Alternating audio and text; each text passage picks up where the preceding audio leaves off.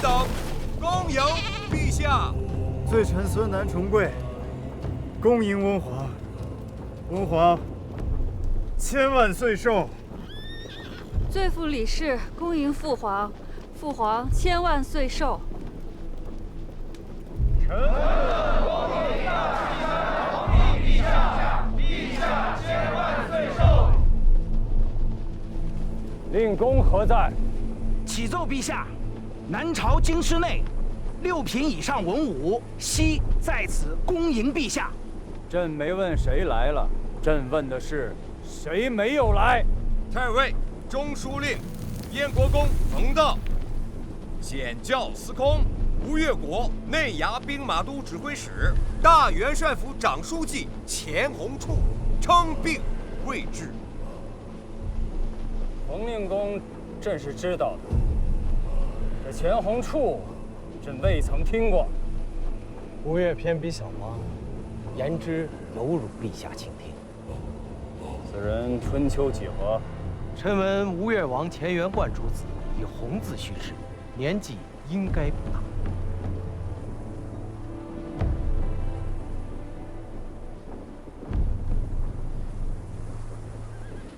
石重贵，如可知罪。孙南神思混乱，行止悖逆，罪在不赦，夫为温皇裁断。此要拿来劳军的话，未免太瘦了些吧？肉袒千阳，贤避于谶，盈于骄言，此春秋之故矣。于人君则折辱过甚，非圣学之所长。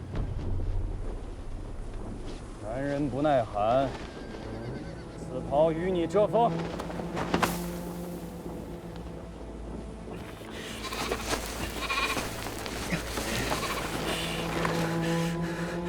孙南不孝，冒渎温皇天威，前罪未论，又蒙恩赏，罪臣惶恐无地，敏感五内。朕既然封了你做副议侯，便是赦免了你的罪责。毕竟有个祖孙的名分，你这做孙辈儿的不义，朕这做祖父的不能不仁。你又何必做此凄凉之态？难道以为朕是那苛酷雄猜之主吗？孙南岂敢？孙南叩谢温皇天恩。瓮城内已备好天子圣谕，恭请陛下法驾入城，正位大宁宫。蒙尘，朕观汴梁东北去城10里，有水绕丘，不知是何所在。启奏陛下，水曰曲水，丘曰赤冈。物欲何在？臣在。小邑诸部落公帐皮氏，冯令公乃是有大德的圣人，怕是以为咱们这些草原上的野人粗鄙，扰了他老人家的清静。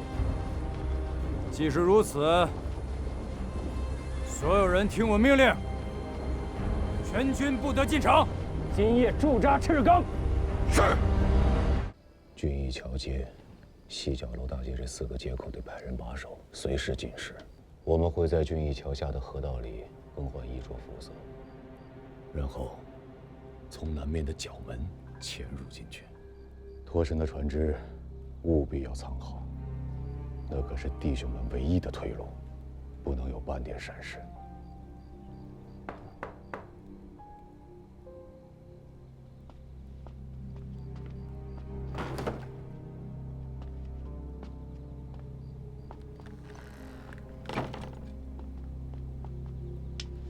今夜苏卫府衙的是张义军，内衙第1指挥，副指挥使叫张苗，是张太尉的远房之子。今夜当值的便是此人。衙中苏卫口令：长安天子。我们共有181名死士，对面是府衙内一个整编的指挥。动静一旦闹大，2刻之内，必有3到5个指挥来源，故而务必一击得手。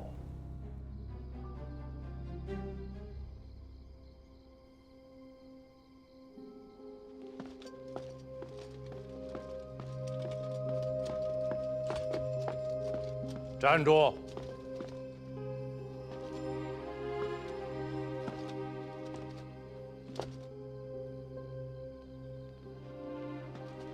做什么去？杀贼！你以为你是谁？你以为张彦泽又是谁？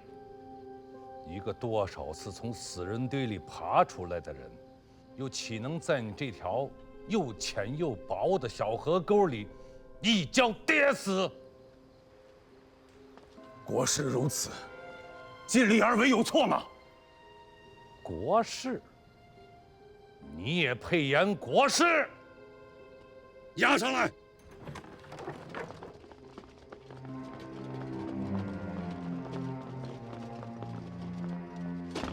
就你们10几个毛头小子，带着区区的181个人，就想着在这虎狼盘踞的京师里，在这数万甲士的护卫从中，趁夜去取一个鸡年上将当朝太尉的首级。我看你是发烧，烧坏了脑袋。阿爹，住口！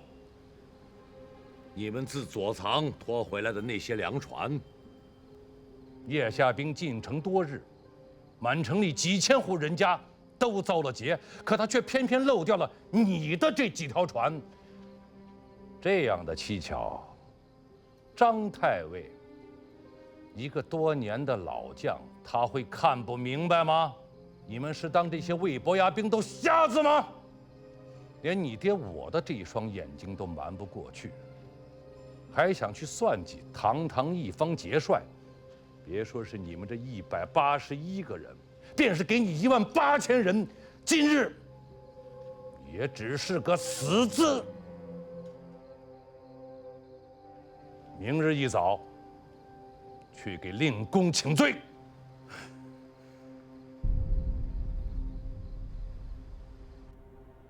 起来，起来！跑出门就可以回家。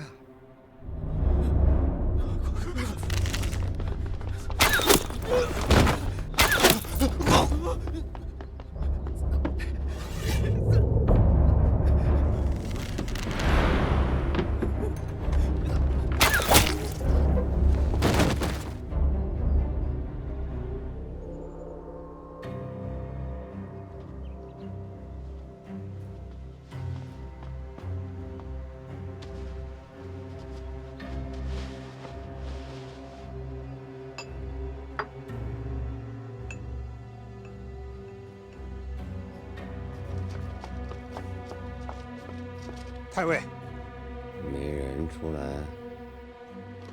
盯了整整1夜，赵红英家无一人出府，清军侍卫和步军衙那边也没有动静。船呢？那几条粮船还在曹门的水门下，无人来取。罢了。白日间那个穿青色衫子的媳妇儿是谁来着？楚国夫人丁氏。今日午间之久，叫她出来陪一下。太尉，楚国夫人是皇长子的生母。此间只有傅义侯，哪里来的皇长子？哎呀！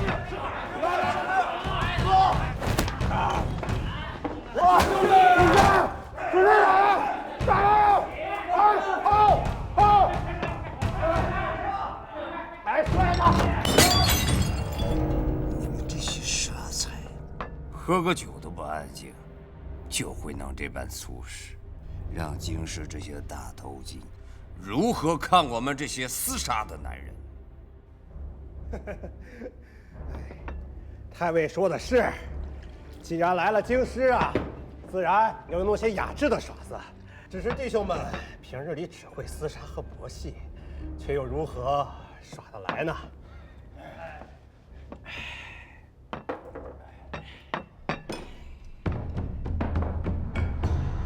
上去啊！看不见我们，上去！老子把你上去！上去！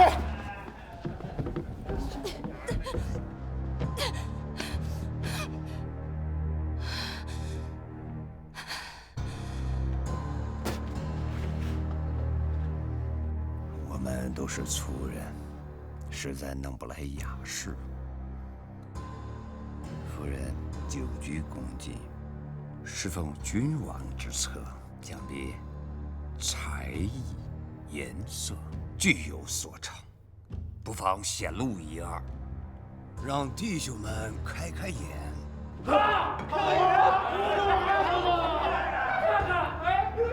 太尉恕罪，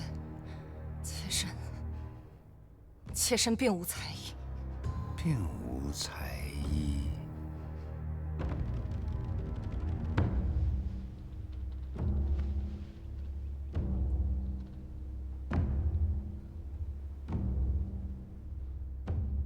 无妨，有些颜色拿出来给弟兄们看一看，也是高兴事。咋了？不愿意给军中弟兄们面子？妾身愚钝，不知道太尉和众位将军想看何颜色。这有何难？夫人，在宫禁之内，床子之间，与傅义侯兄弟看何等颜色，今日便给弟兄们看何等颜色。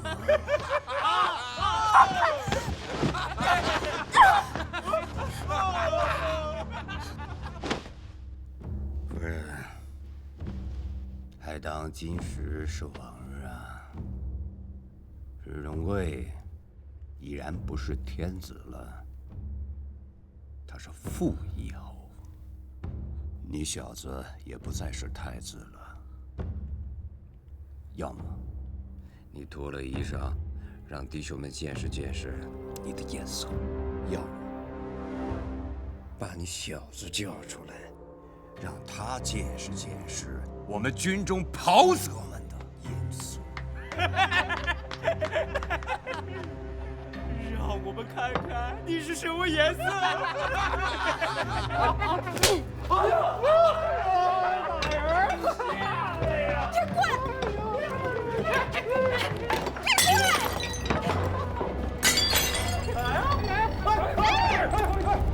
大人，别管！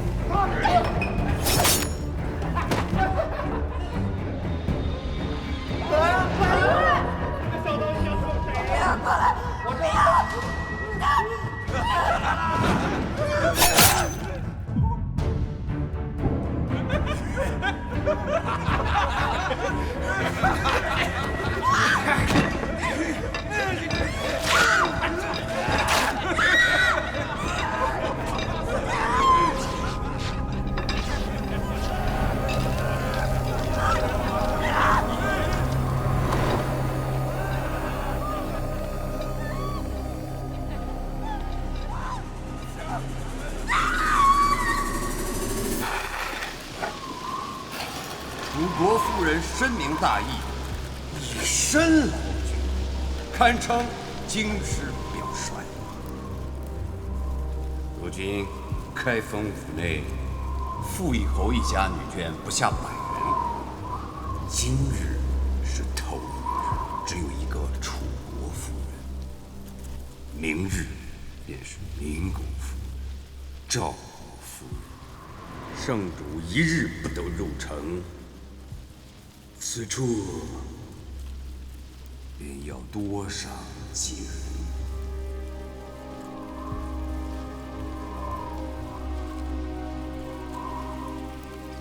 请老夫出城，因契丹天子入城。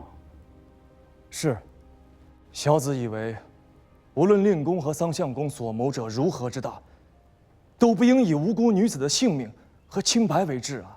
司空忒也无礼，戕害楚国夫人，皆因张贼强横跋扈，倒行逆施，与令公和桑相公又有何干？我不杀伯仁，伯仁却因我而死。敢问内翰，我可谓无辜吗？荒谬绝伦！文肃，钱司空，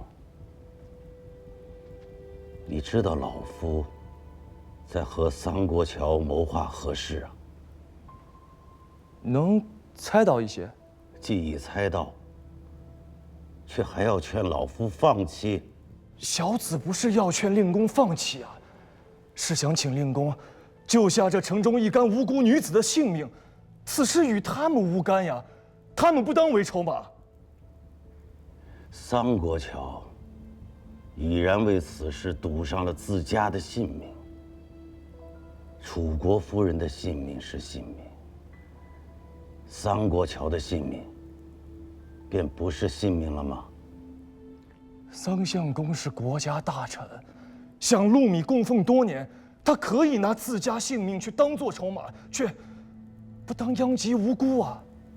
这世上当真有无辜之人吗？有。楚国夫人。你呢？啊？老夫是问你无辜吗？小子不无辜。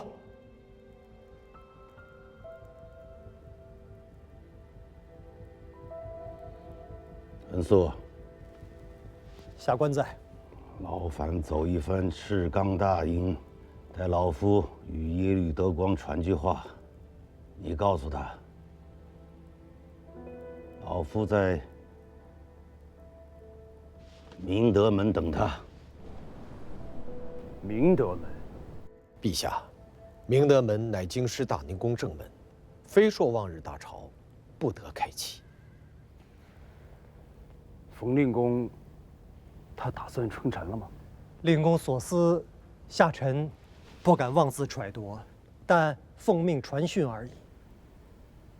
张彦泽这一遭的差遣，办得不错。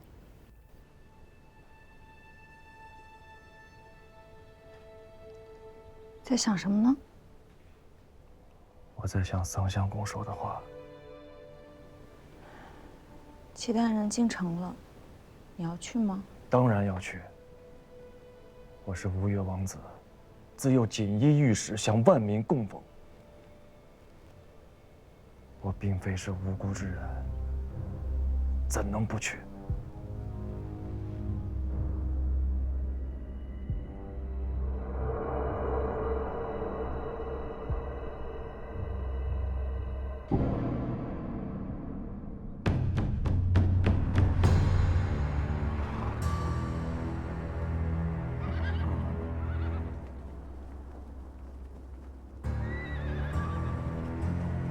天子驾临明德门，百官因何不拜？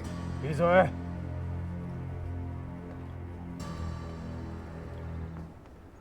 冯令公乃是南朝首相，上不能正君道，下未能安黎民，致使国家破碎，君上蒙尘，令公岂不惭愧？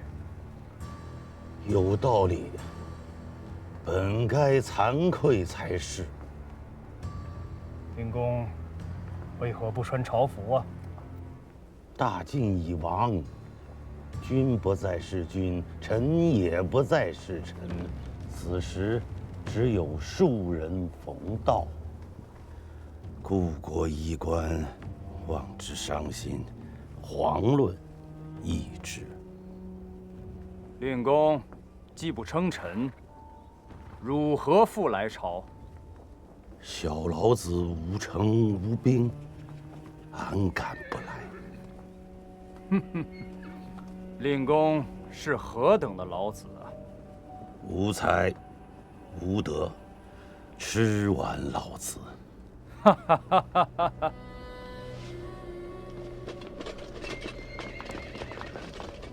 令公，当日在上京公帐，朕曾说过，他日相见，未必是你来见我。如今，我们在汴梁相见，你令公却是老了许多。陛下却是风采依旧。当日留你留不住，朕便追到了汴梁。令公，你今日还走吗？此地便是故乡，无处可去了。令公，你这是心中有怨气。不敢。陛下，崇元殿已收拾停当，请陛下升殿，大朝文武。